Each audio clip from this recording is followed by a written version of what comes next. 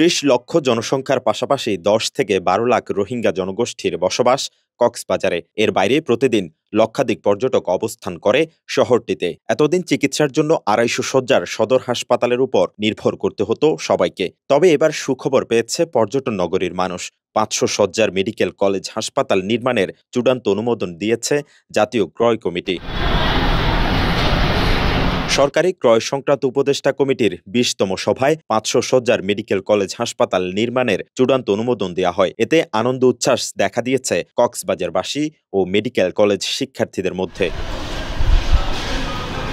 জানা যায় ২০০৮ সালে কক্সবাজার সদর হাসপাতালের পাশে অস্থায়ী ক্যাম্পাসে শুরু হয় মেডিকেল কলেজের কার্যক্রম। এরপর দীর্ঘ আন্দোলনের পর ২০১৭ সালে জিলংজায় নিজস্ব ক্যাম্পাসে শুরু হয় শ্রেণী কার্যক্রম। এতদিন ফাইলবন্দি থাকায় নির্মিত হয়নি পূর্ণাঙ্গ হাসপাতাল।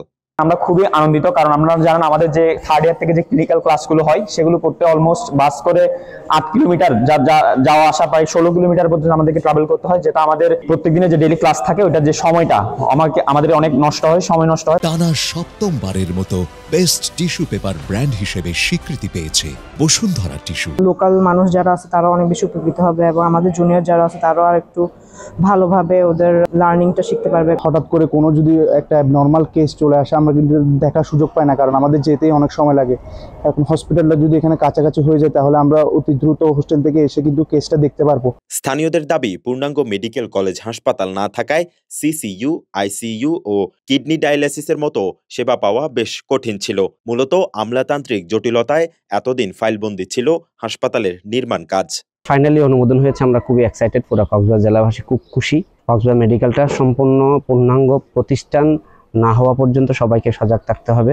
একটু খেয়াল রাখবেন সবাই, যেন কেউ এটার বাধা সৃষ্টি করতে না পারে। এটা স্বপ্নের কক্সবাজার মেডিকেল কলেজ যেন বাস্তবায়ন হয়। পূর্ণাঙ্গ মেডিকেল কলেজ হাসপাতাল হলে একাডেমিক কার্যক্রমে সুবিধা হবে মেডিকেল কলেজের শিক্ষার্থীদের, উন্নত হবে জেলার চিকিৎসা ব্যবস্থা।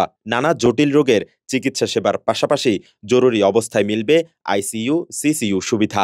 যখন মেডিকেল কলেজ হাসপাতাল প্রতিষ্ঠিত হবে তখন এখানে আসলে সিসিইউ, আইসিইউ এগুলো পুরোদমে চলবে, যার কারণে অনেক মানুষই হয়তো বা রাস্তায় মারা যাওয়ার হাত থেকে রক্ষা পাবে। কারণ অনেক সময় দেখা যায় এত বেশি সিরিয়াস রোগী থাকে, তাদেরকে সিসিইউ, আইসিইউর ব্যবস্থা করা সম্ভব হয় না সবসময়।